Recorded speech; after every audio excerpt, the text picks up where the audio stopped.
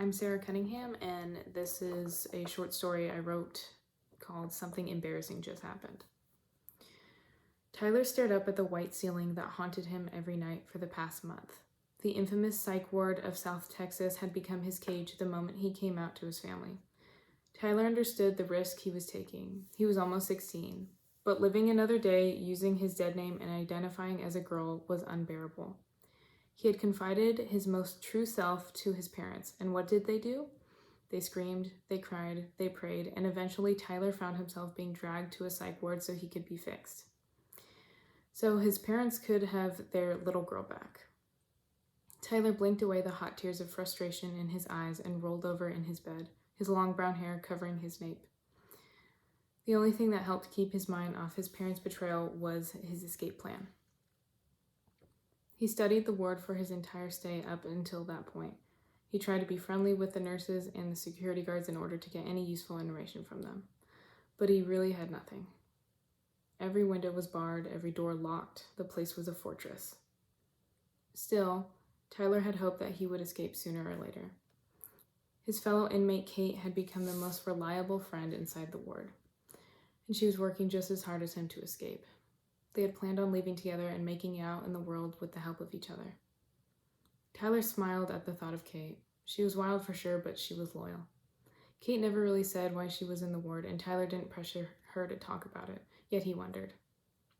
Suddenly, his eyes sprung open as the heavy smell of smoke hit his nose. An orange hue began to glow from the seal of his bedroom's door.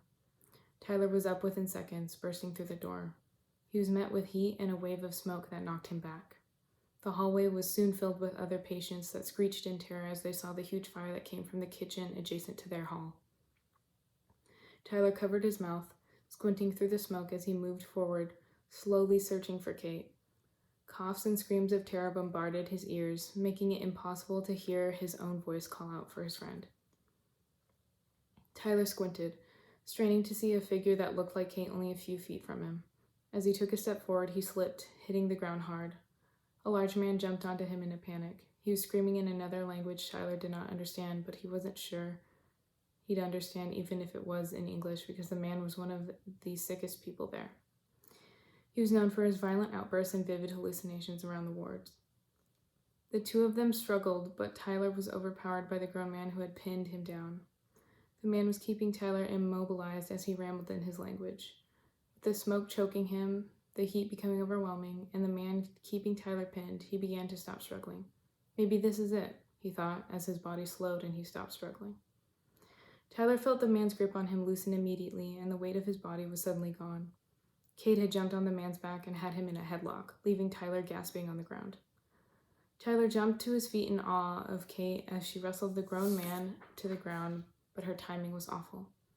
Just then, the security guards and nurses ran in with fire extinguishers and started handcuffing patients in order to round everyone up. Tyler stood as close to the wall as he could manage in order to hide in the smoke as the guards began cuffing people. And then something caught his eye. Moonlight. Unbarred moonlight coming from the doors farthest from the kitchen that were now wide open. Before Tyler even processed the thought, his legs began moving him towards the doors. It was perfect. All the guards and nurses were busy with the fire and rowdy patients. They didn't even notice him. This was his chance. He froze, turning around to see a guard hitting Kate with a baton as she lay helpless on the ground. Their eyes met for a moment, but Tyler ripped his eyes away and ran out the open doors. Tyler flew out of the building that had been his cage for about a month. Bare feet pounded on the dirty asphalt road. The night air filled his lungs that were still sore from breathing in all the smoke. After what felt like 10 minutes, Tyler obeyed his screaming body at him to stop. He had been running nonstop for a while, terrified that the moment he stopped, there would be someone there to drag him back. He immediately bent over, supporting himself on his kneecaps as he struggled to catch his breath. Sweat fell from the tip of his nose as blood rushed into his ears. I think I made it. Tyler looked around to see that he was completely alone on the road in the middle of the night. A strangled noise escaped from deep within him. It was so unfamiliar that Tyler didn't even recognize it at first. He was laughing. It was a breathy giggle, frantic at best, but he was laughing. It was purely out of disbelief, adrenaline, and shame. The laugh soon turned into sobs as Tyler sank onto his knees on the ground. He was finally free, but he had abandoned his only friend. Kate was still there, and he had left her to suffer. The sobs did not stop for what seemed like hours. Tyler coughed and spat, but his tears kept flowing, trying to choke him. Soon he gave up, letting his sadness take over as he drifted to sleep on the side of the road, sheltered by some bushes. Tyler awoke suddenly as a boot slightly kicked his back. Fearing the worst, he put up his arms over his face to defend himself from the next blow, but it never came. Slowly, Tyler peered over his arm, only to see a tall figure of a man standing over him, barely visible from the insane amount of sunlight. The hell you doing sleeping on the side of the road? The man's voice boomed. He did not sound mad, just concerned with a deepness that made Tyler realize this man was at least over 40. I had a rough night, sir. Tyler's voice came out far more timid than he wanted it to.